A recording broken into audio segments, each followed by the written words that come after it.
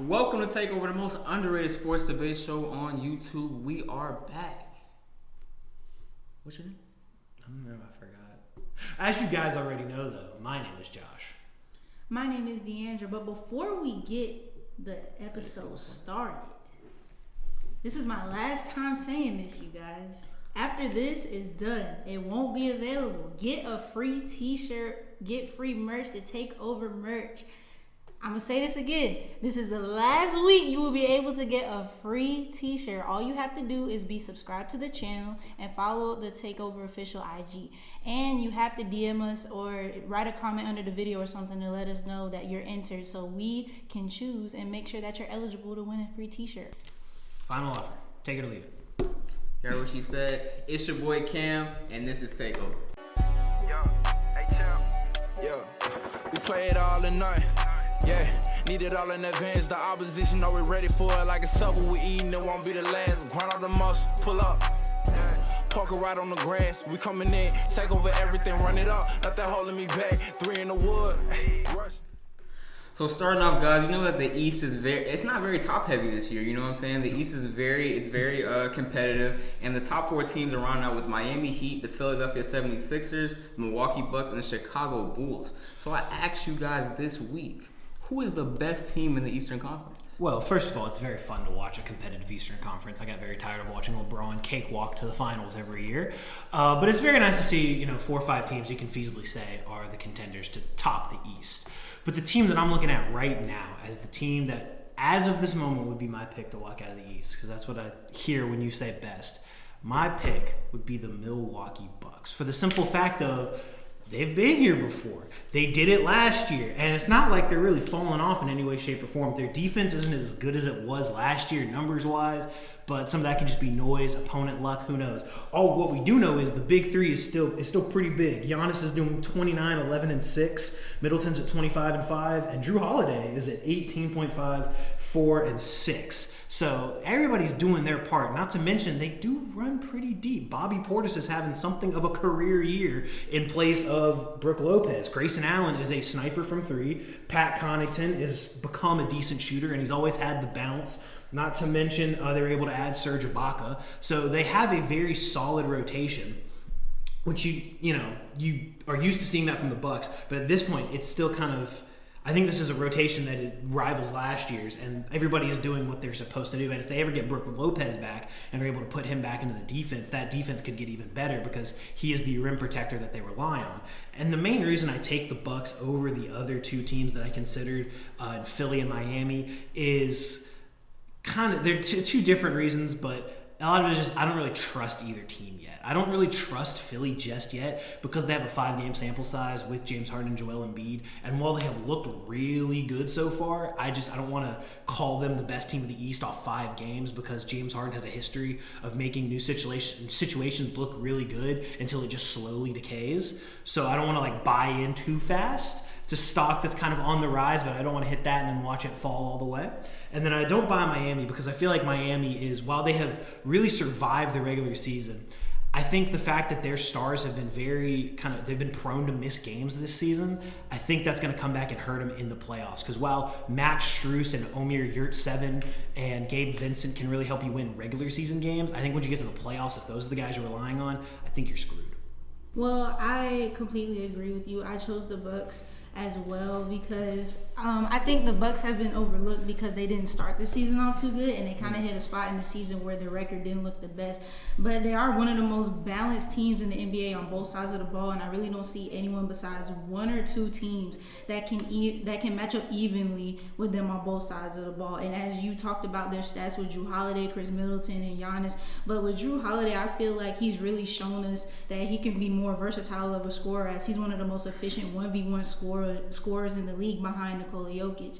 And then many people really criticize Chris Middleton because he's having a down year, which you already said his stats. He's having a good year. I mean, because when you look at his past seasons, it isn't the same, but he's still having a good year when you compare to other players.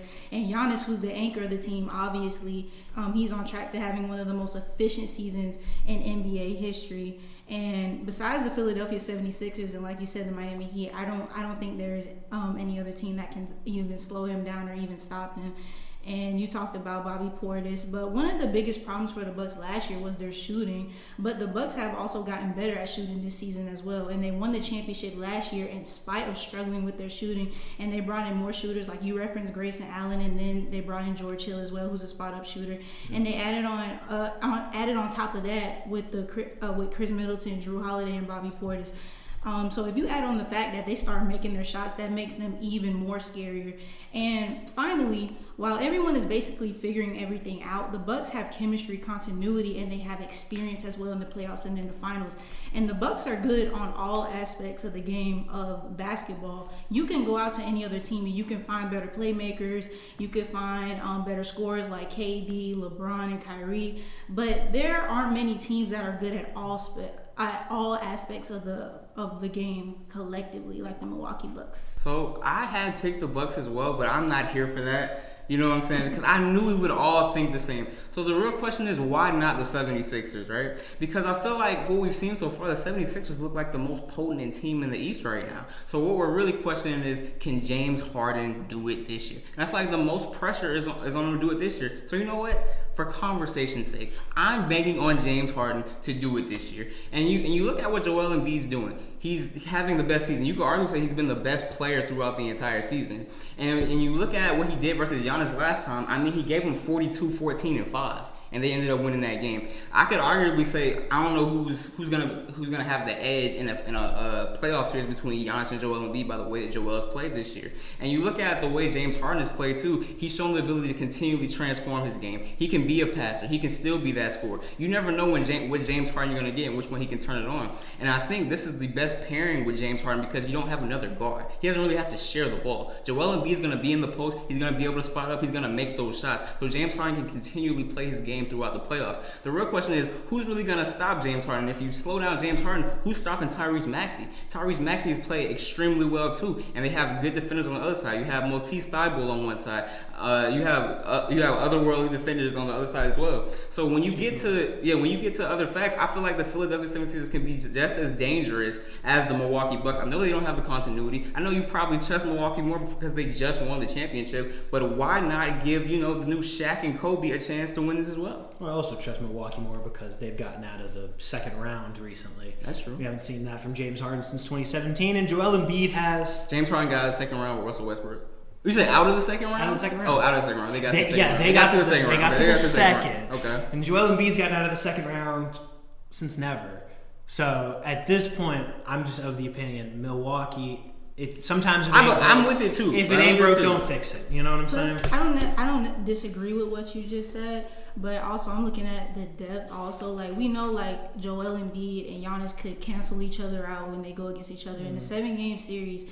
When you look at the depth of each team, I don't know if I trust Korkmaz or every other people on the bench of the 76ers. I mean, don't get me wrong. Danny Green. Like, so I'm taking. If we're just looking at. We can look at the stars and we can look at the starting five, but I'm also looking at the depth on the bench as well. So that's where I kind of lean to the Bucks. You know what I'm saying? I had the whole thing for the Bucks. I knew we was gonna pick the same team. I knew we was all gonna pick the same team. I thought you was gonna pick Miami. No. The way that y'all been talking about Miami. Okay. So the big bombshell drop. There was a Schefter bomb. Russell Wilson has been traded to the Denver Broncos for a haul of picks and 2 players. Does this make the Denver Broncos Super Bowl contenders? Absolutely not. I think everyone's lost their mind when it comes to this whole Russell Wilson thing, because Russell Wilson to me is one of the most overrated quarterbacks in the NFL as today. You look at what Russell Wilson's done ever since LOB left. He hasn't been to the NFC Championship since 2015. They went all in on offense. They gave him DK Metcalf. They kept Tyler Lockett. They gave him Chris Carson. He still didn't really do too much. And now he's going into a division where I don't think he's even a top 2 quarterback in that division. I would take Herbert Herbert, and I would take Mahomes over Russell Wilson after what I just saw. And Derek Carr's not coming off of too bad of a season either. So it's really like he just put himself in a tougher predicament. He was already in the NFC West, which is already a hard division. Now you're in the AFC where there's so many Titans over there. You got the Tennessee Titans, you got the Buffalo Bills, you got the Cincinnati Bengals, you got all these other teams. Are you going to be able to edge those teams without the super defense that you've been able to succeed with? Because the only time Russell Wilson has succeeded is when the defense has been otherworldly. He got to those championships due to Richard Sherman, Cam Chancellor, Earl Thomas, the rest of the crew. And ever since then, he hasn't been able to get back to that status. And he's always been a quarterback that's in the MVP discussion, but as the season weighs on, he ends up falling off. So I don't even believe that Russell Wilson is a top 5 quarterback right now. So as much as I do think the Broncos have gotten better due to this Russell Wilson trade, but are they Super Bowl contenders because of it? I don't think so. So I agree with you. I don't think if we go as far as Super Bowl, I don't think that this makes them contenders. But I think they could possibly contend to obviously be in the playoffs. I mean, for the last couple of years, it's been the Denver Broncos are really good. They're just a quarterback away, and they have that in Russell. And they haven't had a legitimate quarterback since their Super Bowl appearance in 2015 with Peyton Manning. And they lost some valuable pieces, but they were able to keep their good receiving core intact to provide weapons for Russell with Jerry Jeudy, KJ Heimler, and Cortland Sutton. But and they also were able to keep the offensive line, and I think Denver's offensive line is better than Seattle, and I think their defense is better than Seattle as well. But they still have the potential to make moves in the offseason as well, so we don't really know if they're finished or not. They could possibly get more pieces or maybe get Von Miller. If you've seen his social media, you kind of see where I'm getting at. But I think pairing Russell along with Nathaniel Hackett as well is significant as well, because you look at the landscape of the league with talented quarterbacks and coaches that really value offense as well, with Patrick Mahomes, Andy Reid, and you have Sean McVay, Matthew Stafford, and the list goes on.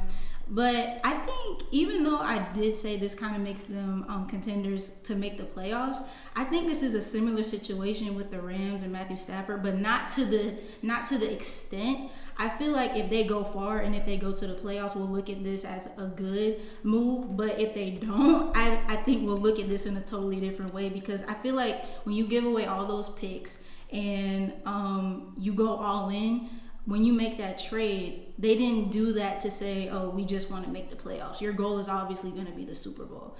But yeah, that's my thought on that. I ask you guys the question, why not Denver? Okay. Why not Denver? The talk coming into this draft, the talk coming into this offseason was if Denver gets themselves a quarterback, they've got all the pieces right there. Look at that offense. They've got the cockpit ready built.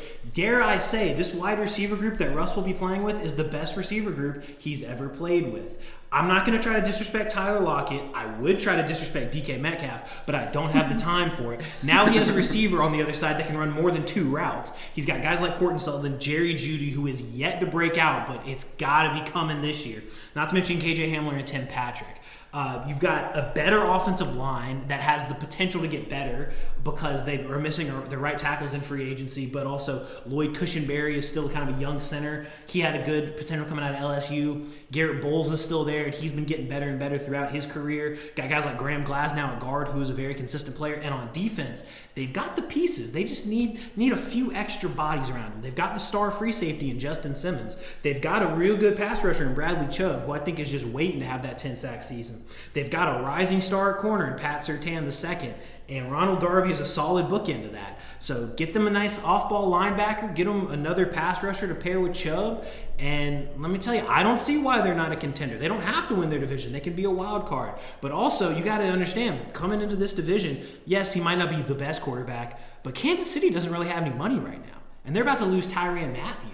And, I mean, they're bleeding talent left, right, and center. They're going to lose 2 wide receivers as well. So at what point does the train slow down on that team? Because they've committed all their money to Chris Jones and Patrick Mahomes. At what point, I mean, Denver's still got $26 million in salary cap space. They've still got money to go out there and get players. Not to mention they've got their draft picks. They can pick up a few more pieces. I think this puts Denver right there. I think it puts them maybe in the conversation, but I just honestly think there's too many good teams. Because even though you just said Kansas City might not be there, but even that, like some people forget the Ravens at one point in the NFL season are somehow like the best team in the NFL. somehow, always at one point in the season. But the Ravens about to run out of money too because they got to sign Lamar Jackson. That's true too, but I'm just saying I don't know if they can beat all those guys, especially the way Josh Allen's been playing. You know, I just don't. I'm not a believer. He's gonna show me, is he dangerous or not? Not to mention the Broncos have Javonte Williams, so they can beat you through the air and they can beat you on the ground. Forgot about him. He could be. They gotta show me. They gotta show running back. They gotta show me. That's the whole point, man. That's why they're doing this. They're gonna show it. This is going to be the proof that we need of Russell Wilson being, is he truly a great quarterback or was he carried by LOB?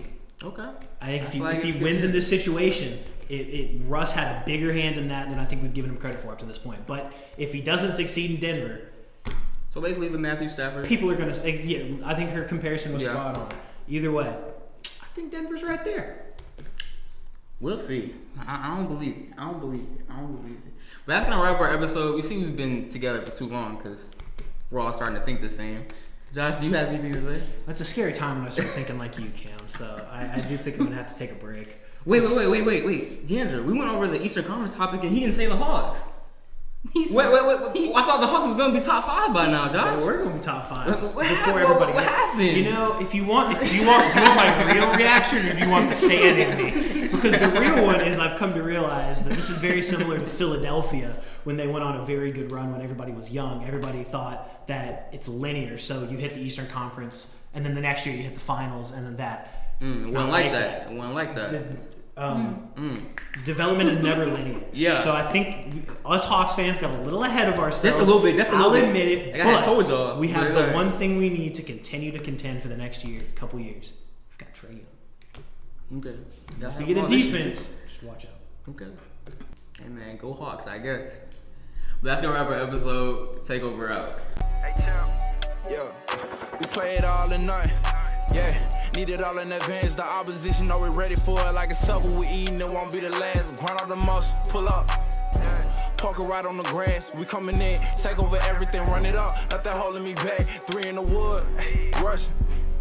I don't like Dutch, don't even matter, you know I'm a facing. When I roll a paper, I like to go double. Run up a check, flip a W, make it an M. I need